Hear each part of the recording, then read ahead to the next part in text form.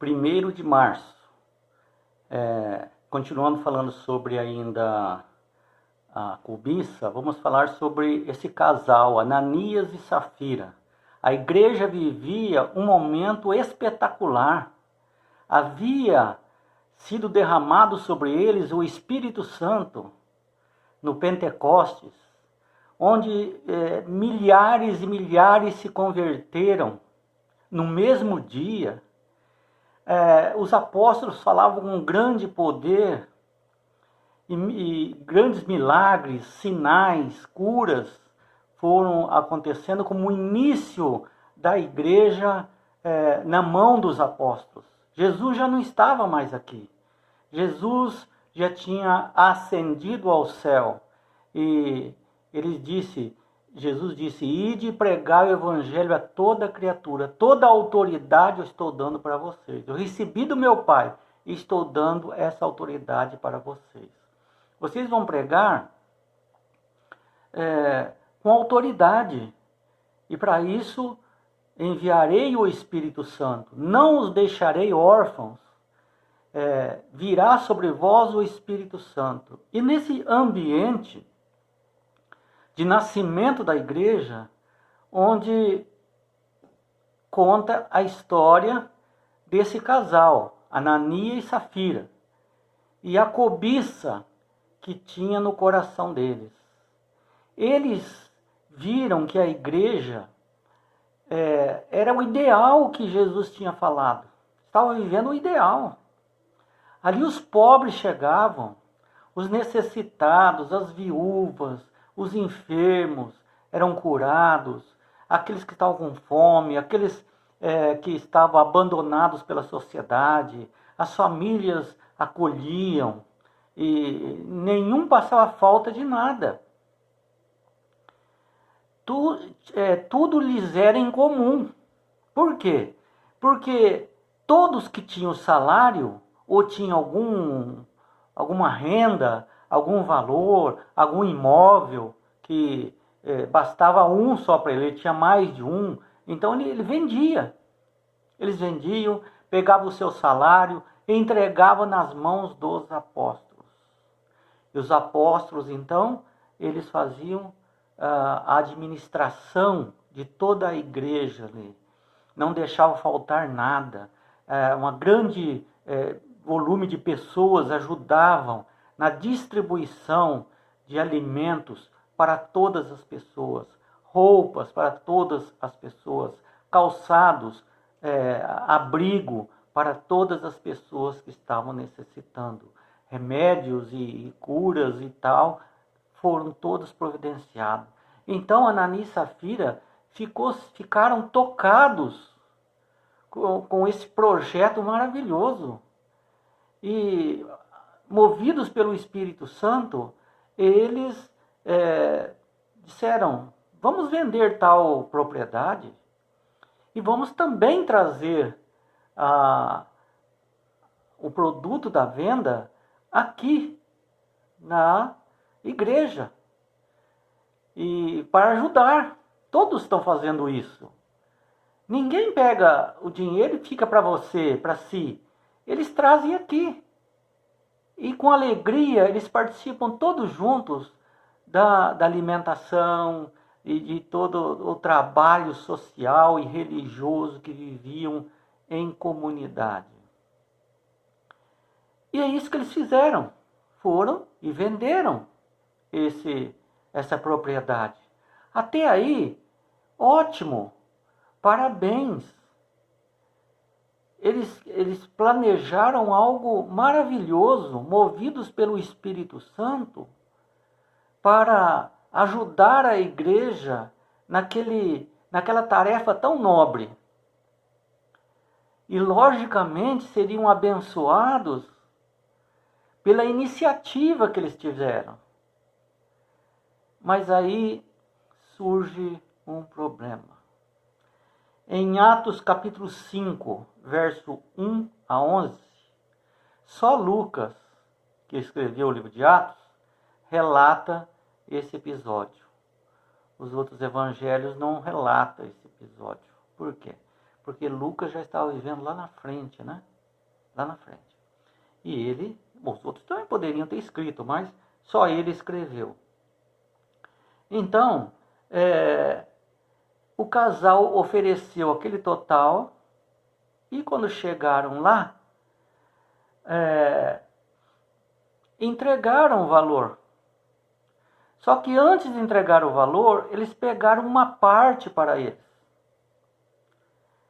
Vamos supor, eles venderam por 10 mil reais. Eles pegaram 3 mil reais, um exemplo só, né?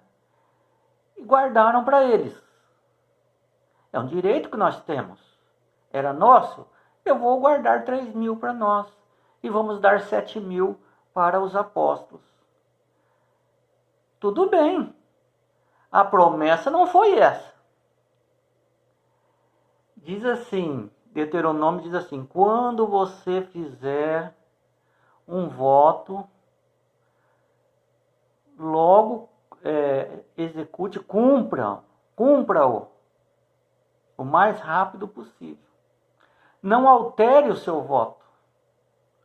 Você fez aquele voto específico, cumpra aquele voto, porque Deus tem um plano dentro daquele projeto. Para quem? Para você, não é para outras pessoas. Se você for perseverante e se recusar a cobiçar aquilo que já não é mais seu, porque aquela propriedade, a hora que eles falaram que iam vender, por exemplo, 10 mil reais, aqueles, exemplo, 10 mil reais já não eram mais de Ananias e Safira. Eles doaram para Deus. Entenderam como que é? É a mesma coisa o dízimo. O dízimo está dentro daquilo que você ganha. Não é seu aquilo ali.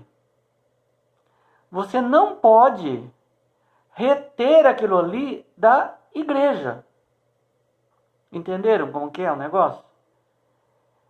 Eles fizeram o voto e não cumpriram o voto. Mas esse é uma parte do pecado.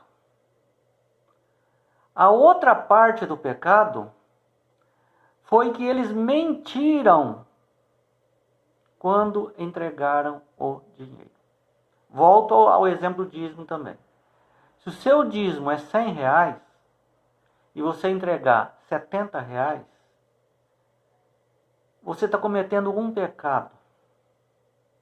Você está retendo 30 reais do Senhor.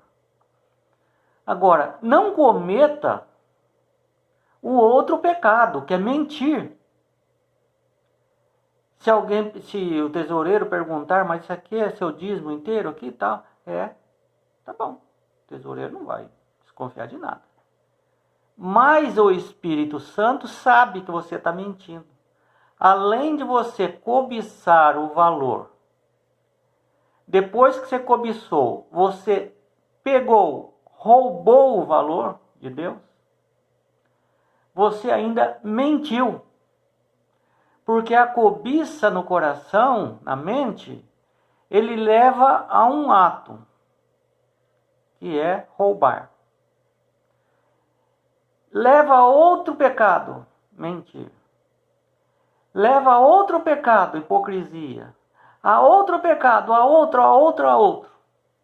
Tudo começou com a cobiça. Aquele valor já era de Deus.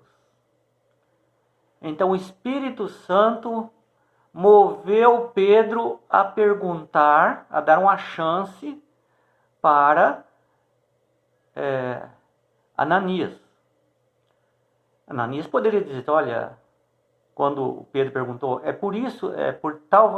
você vendeu, você está trazendo o valor total da sua venda, conforme você prometeu? Se ele tivesse falado, não, eu segurei 30% ali para mim. Pedro teria explicado para ele, falou, quando você fez a promessa, o voto, já não era mais seu. Então, o certo é você pegar esse restante e colocar aqui. Se você quiser ser fiel a Deus, ele certamente teria ido lá pegar e perdão, Senhor, que passou a cobiça por minha mão e minha mente e eu acabei fazendo isso. Mas eu não quero fazer isso. Pronto, estava resolvido o problema. Mas ele resolveu acrescentar aqueles 2 pecados, mais um, pecar, mentir.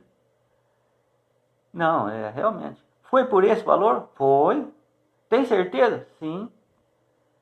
Ele falou, olha, você não está mentindo para mim. O Espírito Santo está me falando que você está mentindo. Você está mentindo para o Espírito Santo. Então, Deus determinou a sentença agora. Você morrerá.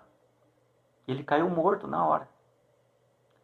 Não se sabe se foi um ataque cardíaco, um susto tão grande. Não se sabe o que é, não se fala o que é. Ele caiu morto. Vieram lá e estava morto. Saiu. E aí, 3 horas depois, enterraram ele e tal. A mulher nem estava sabendo que ele tinha morrido. Vem a esposa, Safira, que tinha combinado tudo com ele. Ela fez o voto também, ela cobiçou também, ela roubou também, e agora tinha a oportunidade de resolver o problema dela. E Pedro disse, foi por esse valor que vocês venderam o terreno, sua propriedade? Sim, foi por esse valor. Olha, o Espírito Santo está dizendo que o Senhor está mentindo para mim. Então, se você não precisava fazer o voto, a propriedade era sua. Você poderia vender e ficar com ele. Não teria problema nenhum, não era pecado nenhum. Agora você fez um voto, cobiçou o valor do voto, roubou o valor do voto e mentiu para o Espírito Santo. A sua sentença vai ser igual ao do seu marido. A morte. E ela também caiu morta. Não se sabe também se foi algum ataque cardíaco, de susto, alguma coisa, não se sabe. Aconteceu isso. E diz que, a partir daquele momento, toda a igreja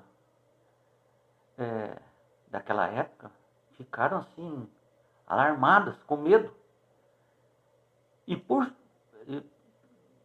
podemos assim imaginar que eles passaram a cuidar melhor da fidelidade, de ser mais honestos na fidelidade. Então, isso acontece com o dízimo. Mas essa experiência não foi colocada na Bíblia para forçar ou constranger as pessoas a devolver o dízimo. Não foi isso. Ali foi colocado a respeito do voto. O voto que você faz pertence a Deus. Daquele momento em diante você não pode mudar mais. Então, o dízimo é muito mais do que um voto. O dízimo é algo que não é nosso. Deus dá ele para nossas mãos. Provavelmente, Ananias e Safira já tinha dizimado aquela propriedade. Então, aquilo era realmente deles. Podia vender e ficar para eles.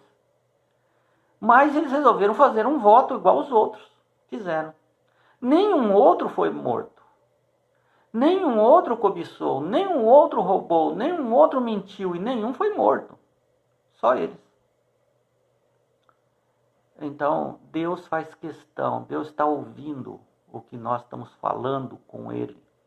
Está sendo anotado. Ele se preocupa com nossas necessidades. Ele vê o nosso choro. Ele vê os nossos pensamentos.